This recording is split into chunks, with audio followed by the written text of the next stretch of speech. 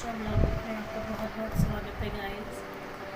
मैं आपसे कुछ बातें शेयर करना चाहती थी गाइस। अच्छा, आपको बता दूँ, मेरे और मेरे हस्बैंड की लव मैरिज है। आपको मैं यहीं से मेरे और मेरे हस्बैंड की लव मैरिज है। और हस्बैंड मेरे इसलिए कैमरे में ज़्यादा नहीं आते क्योंकि उनको इतना इंटरेस्ट नहीं है कैमरा में आना। उनको अच्छा नहीं लगता और मैंने अपने बच्चों के साथ ही अपनी ब्लॉगिंग स्टार्ट की है गाइस। मैं अपने बच्चों के साथ ही करना चाहती हूँ अपनी ब्लॉगिंग, और ये मेरी स्ट्रेंथ है और मेरी मोटिवेशन भी यही है, मेरी स्ट्रेंथ भी यही है। कोर्ट मैरिज बिना कुछ सोचे समझे कर ली। 18 साल की मैं सिर्फ थी, 18 ईयर्स। बहुत छोटी एज होती है, आई नो। ये अब समझ आता है मुझे, उस टाइम नहीं समझ आया कि ये बहुत छोटी उम्र होती है। और फिर सब कुछ सही चल रहा था, हस्बैंड भी अच्छे से चल रहे थे। फिर धीरे धीरे हमारी शादी में बहुत प्रॉब्लम्स आती गई। धीरे धीरे तो 1 साल के बाद ही, मतलब 1 साल तक तो सही रहा, उसके बाद धीरे धीरे बहुत प्रॉब्लम देखी मैंने। हस्बैंड का नेचर एकदम ईस्ट से वेस्ट हो जाना, कुछ समझ ही नहीं आता था हो क्या रहा है। जैसे किसी की नज़र कह लो, कुछ भी कह लो, मगर मैंने अपनी ज़िंदगी में बहुत ही प्रॉब्लम्स देखी। रोज़ लड़ाइयाँ। एक वो ड्रिंक करना उन्होंने छोड़ दिया था, पूरा 1 साल उन्होंने ड्रिंक भी नहीं की। फिर उसके बाद उन्होंने ड्रिंक स्टार्ट कर दी और आज तक वो ड्रिंक नहीं छोड़ पाए। डेली ड्रिंक करते थे और किसी न किसी टॉपिक पे बहसबाजी कर लेनी और लड़ाई हो जानी कभी कभी। फिर 4 साल बाद मुझे मेरा बेटा हुआ, एमी, बड़े वाला मेरा बेटा हुआ 4 साल बाद। और मुझे बड़ा ही अच्छा लगा कि मैं, चलो मेरी ज़िंदगी में कुछ तो सही हुआ, तो मेरा बेटा ही मेरा सब कुछ होगा। मेरा बेटा ही, मैंने यही सोचा, मेरा बेटा ही मेरा सब कुछ है। उसके बाद मेरी प्रेगनेंसी भी सही से चल रही थी। प्रेगनेंसी कंसीव हुई मुझे 4 ईयर, चौथे साल मेरा चढ़ते ही उसी दिन मेरी एनिवर्सरी थी। 4 साल कंप्लीट हुए थे शादी को, और उसी दिन मुझे पता चला कि मैं प्रेग्नेंट हूँ। और फिर मेरी रिपोर्ट्स सही नहीं थी, डॉक्टर ने नहीं माना कि कैसे हो सकता है प्रेगनेंसी। फिर उन दिनों मैंने ना बाबा जी की जोत जलाई थी, गुरु तेग बहादुर जी की जोत जलाई थी घर पे। मतलब उन्हीं 40 दिनों के अंदर मेरा बच्चा मुझे कंसीव हो गया, मुझे बेबी कंसीव हो गया। मतलब हम भी हैरानगी की बात थी, और डॉक्टर्स के लिए भी। तो वो बहुत खुश हुई, मैं बहुत खुश थी। मुझे कोई प्रॉब्लम नहीं थी, पूरी डिलीवरी नहीं, मुझे प्रेगनेंसी के पूरे पीरियड में कोई प्रॉब्लम नहीं थी। फिर मैंने लास्ट अल्ट्रासाउंड करवाया, तो उसमें मेरे बेबी फिर अल्ट्रासाउंड में आया कि बच्चे को अंदर कुछ प्रॉब्लम आ रही है। बच्चे के पेट में ना यूरिन अंदर पास हो रहा है और उसकी किडनीज़ पे इफ़ेक्ट पड़ रहा है उससे। तो फिर मैंने बच्चे के फिर हमने उस टाइम रात को ही हम हॉस्पिटल भागे, फटाफट। और मैंने बहुत कोशिश की कि आप ही डिलीवरी कर दो। उस टाइम 8 मंथ चल रहा था मुझे। फिर उन्होंने नहीं किया, मेरा बच्चा डिलीवरी नहीं की कि 8वां महीना है, उन्होंने डिलीवरी नहीं की। तो फिर उसके बाद फिर 2 महीने मैं हॉस्पिटल में रही। फिर जब मेरी डिलीवरी हुई, उन्होंने, मेरी नॉर्मल डिलीवरी हुई थी, तो उन्होंने जब डिलीवरी हुई तो मेरे बच्चे को उसकी यूरिन ब्लॉकेज की, यूरिन बिल्कुल कम आ रहा था, उसको यूरिन पास नहीं हो रहा था, और उसका यूरिन पेट के अंदर ही बैक कर रहा था, जिसकी यूरिन ब्लॉकेज की प्रॉब्लम थी इसको और मेरे एमी को, बड़े वाले को। और उसकी एक किडनी पे इसका बहुत इफेक्ट हुआ। लेफ़्ट वाली किडनी उसकी सिर्फ 6% काम कर रही थी, और फिर हम पूरे सारे टेस्ट वगैरह हुए, और राइट वाली 95%। मतलब इतनी, फिर मुझे तो समझ ही नहीं आया, हमें इतनी परेशानियाँ, ऐसा धक्का सा लगा हमें कि हमारे साथ हुआ क्या। फिर भी हमने बड़ी भागे थोड़े इधर उधर, तीन सर्जरियाँ हुई फिर इसकी।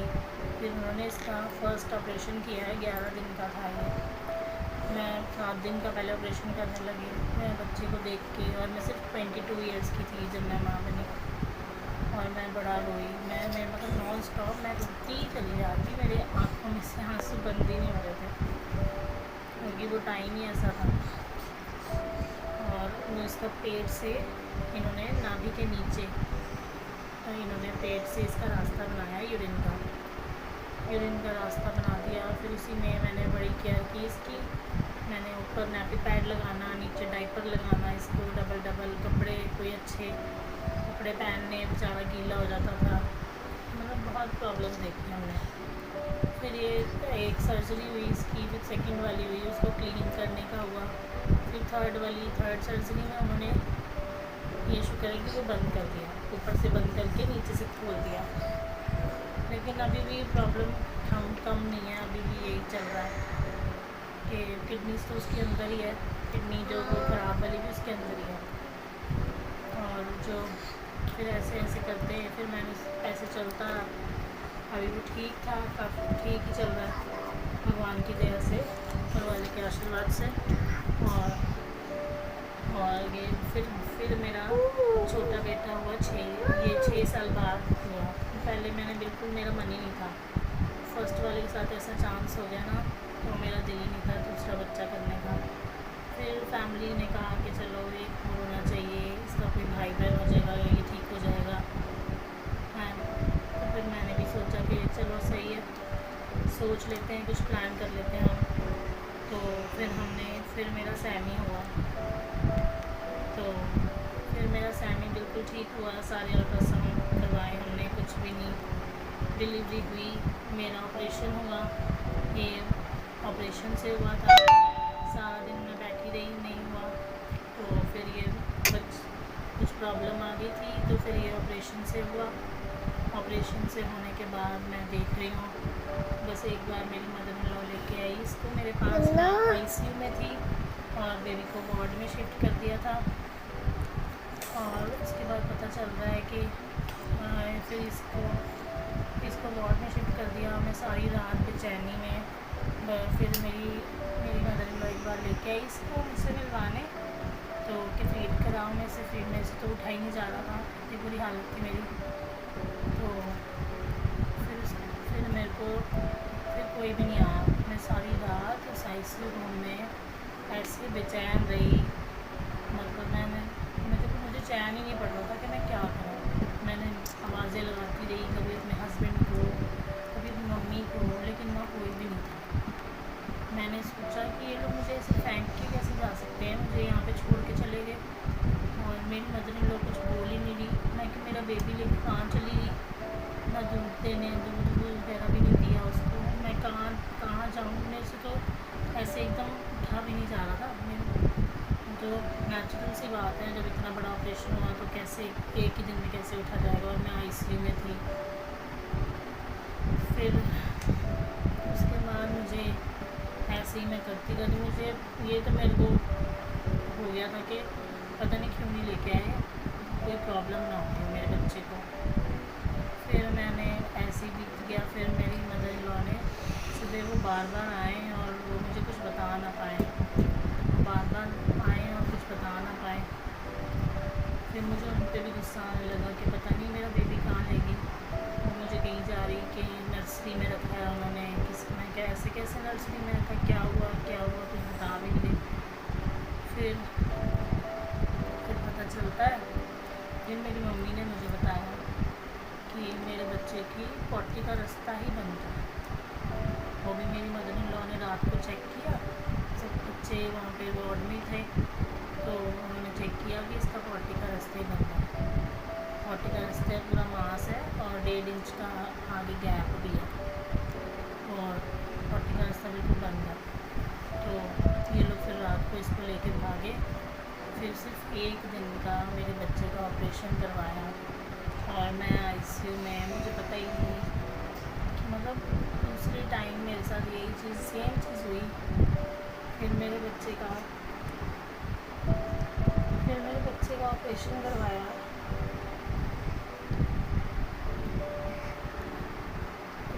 पट्टी का रास्ता यहाँ पेट से बना, इसका पट्टी का रास्ता यहाँ पेट से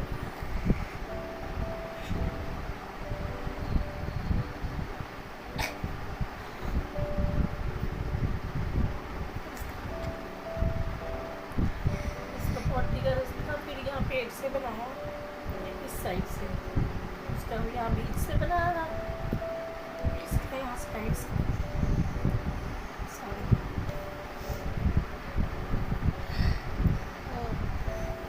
मम्मी आई है।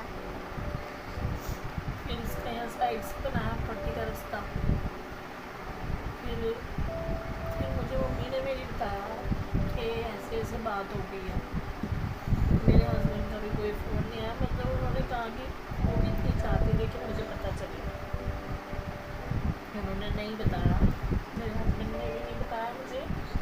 हालांकि मैं अभी ICU में थी, सोच रहे थे कि अगर मुझे कुछ हो गया तो वो अकेले बच्चे कैसे संभालेंगे।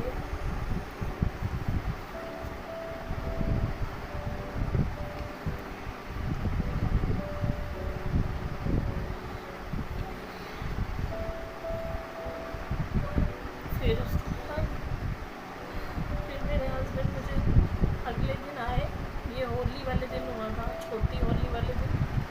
फिर अगले दिन होली वाले दिन ये आए मुझसे मिलने, मैं ICU में ही थी। फिर इन्होंने मुझे बताया कि वो ठीक है, कोई बात नहीं। तो वहाँ पे हॉस्पिटल में मेरे हस्बैंड रुके, 10 दिन हॉस्पिटल में रहा, और मैं दूसरे हॉस्पिटल में थी और ये दूसरे हॉस्पिटल में। उस हॉस्पिटल में जो इसको प्रॉब्लम हुई थी उसका ट्रीटमेंट नहीं था, जहाँ पे मेरी डिलीवरी हुई। फिर इसको दूसरे हॉस्पिटल में ले गए, फिर इसको दूसरे हॉस्पिटल में वहाँ पे बेबी का ऑपरेशन हुआ, सैमी का मेरे, उसे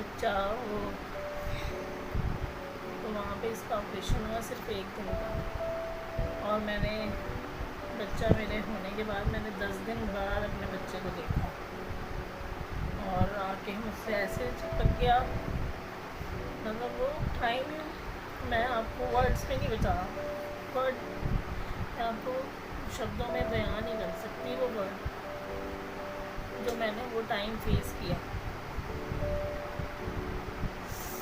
और मैं खुद भी डिप्रेशन में हो गई थी, और फिर भी मैं अपने बच्चों को बहुत केयर से, उनके लिए मैं लापरवाही होती थी। मैं रात को भी मुझे उठना पड़ा, मैं बैठती थी, इसने पट्टी कर दी, फिर भी मैं बैठती थी, उनके लिए मैंने कभी लापरवाही नहीं की।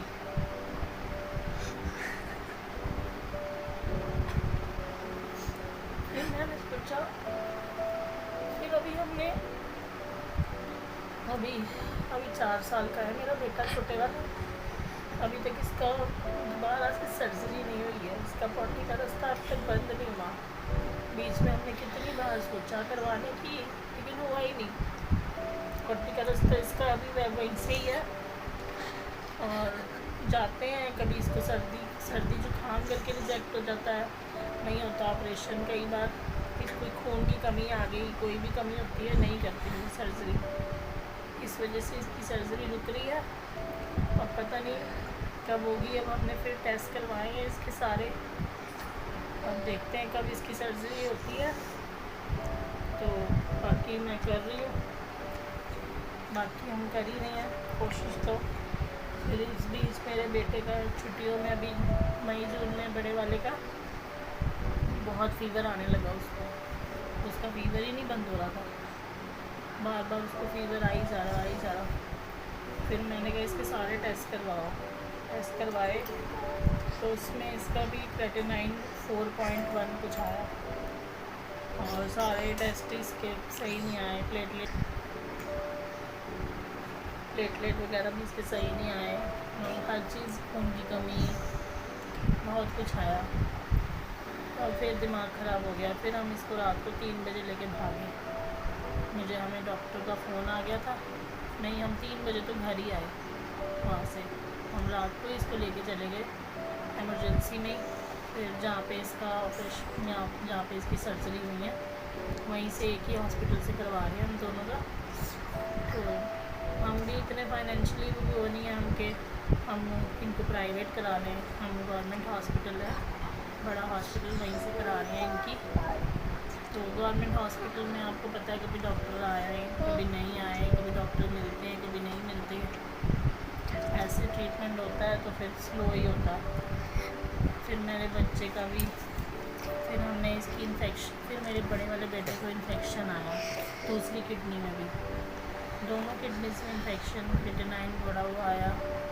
हमारा तो दिमाग ही ख़राब हो गया, मैं तो रात दिन अभी नींद ना आई। फिर हमने इसको सब जगह ले लेके भागे, कई जगह जो भी पॉसिबल था हमने झाड़े भी करवाए कई जगह, और सब कुछ करवाया है। बाकी अब इसके टेस्ट भी हो रहे हैं अभी, तो बाकी मैं आगे का इनका ट्रीटमेंट आपको अपने ब्लॉग्स में दिखाऊंगी। तो आप मेरे बच्चों के लिए प्रेयर करें कि मेरे बच्चे जल्दी से जल्दी ठीक होए और इनको एक अच्छी लाइफ मिले और हमारी ज़िंदगी जल्दी से जल्दी अच्छी हो, क्योंकि बच्चे ठीक हो जाए। मैं इसलिए मैंने यूट्यूब अपना स्टार्ट किया ताकि थोड़ा सा इन्जॉयमेंट हो ज़िंदगी में। मतलब हर समय बच्चे को ये ना लगे कि हम बीमार हैं और इस तरह बच्चा मतलब अपने ऊपर बोझ ना लेके घूमें। तो यूट्यूब से थोड़ा इंटरटेनमेंट होगा, अगर कुछ व्यूज़ आते हैं तो बच्चे खुश हो जाते हैं। तो इसलिए मैंने अपना चैनल बनाया। पहले मेरे बेटे का बनाया था मैंने चैनल, तो कुछ प्रॉब्लम आ गई थी शायद उस चैनल में, थोड़े 50 से अबव थे हमारे सब्सक्राइबर। उसमें भी एमी के नाम से मैंने पहले बनाया था, बड़े वाले के नाम से। तो वो अच्छी ब्लॉगिंग कर रहा था, पर 1 महीने बाद हमारा चैनल टर्मिनेट हो गया। पता नहीं क्यों, शायद कुछ प्रॉब्लम हो गई होगी या हमसे कोई मिस्टेक हो गई होगी, और फिर मैंने छोड़ा नहीं। फिर मैंने इसीलिए अपने नाम से बनाया चैनल। बाकी मैं आपको अपनी और फैमिली के बारे में बताऊंगी। अब इस घर में, जिस घर में हम इस टाइम रह रहे हैं, ये मेरे इन-लॉज़ का हाउस था। पहले हम 12 साल में रेंट पे रही हूँ, साल में किराए पर हम रेंट पे रहे। फिर 2 साल पहले ही हम यहाँ पे आए हैं। ये हमारा अपना घर है, मतलब है तो एक फ्लैट ही है 2 BHK का। तो मेरी मदर इन लॉ हमारे साथ रहती है और मेरे दोनों बच्चे और मैं और मेरे हस्बैंड। और मेरा एक देवर भी था, उसकी कार एक्सीडेंट में डेथ हो गई थी 2023 में, और उसके नेक्स्ट ईयर ही मेरे फादर इन लॉ की डेथ हो गई है। उनकी हार्ट अटैक से डेथ हो गई थी। बाकी मेरी फैमिली, मतलब हमारी लव मैरिज है और मेरी मम्मी पापा पास में ही रहते हैं। उनका घर पास में ही है, वॉकिंग डिस्टेंस ही है, सिर्फ 5 मिनट का ही रास्ता है। और एक मेरा ब्रदर है छोटा, वो अनमैरिड है। बाकी एक सिस्टर है, वो मैरिड है, वो पंजाब में है, उसकी शादी अमृतसर में हुई है, उसके भी एक बेटा है। बाकी धीरे धीरे आप मेरी सारी फैमिली से मिल लेंगे। और ये मेरी छोटी सी कहानी है जो मैंने आपको बहुत छोटी सी क्लिप में बता दी है। शायद ब्लॉग थोड़ा लंबा हो गया होगा, उसके लिए सॉरी। लेकिन अगर थोड़ा सा अभी मैंने बहुत डिटेल में नहीं बताया है, मेन पार्ट आपको बताया है। बाकी आई होप आप हमें सपोर्ट करेंगे, तो प्लीज़ आप हमें सपोर्ट करें और हमारे चैनल को सब्सक्राइब करें, मेरे चैनल को सब्सक्राइब करें और मेरे बच्चों के लिए प्रेयर करें, और ताकि वो जल्दी से जल्दी ठीक हों और एक अच्छी ज़िंदगी उनको मिले। मेरी भी हर समय यही दुआ है, मेरे लिए भी दुआ करना है कि मुझे इतनी लाइफ मिले कि मैं अपने बच्चों को अपने सामने बिल्कुल खुश और स्टैंड देख सकूँ। मैं इनको स्टैंड देखना चाहती हूँ और मुझे भी इतनी लाइफ मिले। बाकी thank you so much for watching. आपने मेरी कहानी सुनी अपना कीमती समय निकाल कर, थैंक यू सो मच। और मिलते हैं नेक्स्ट ब्लॉग में, तब तक के लिए बाय बाय।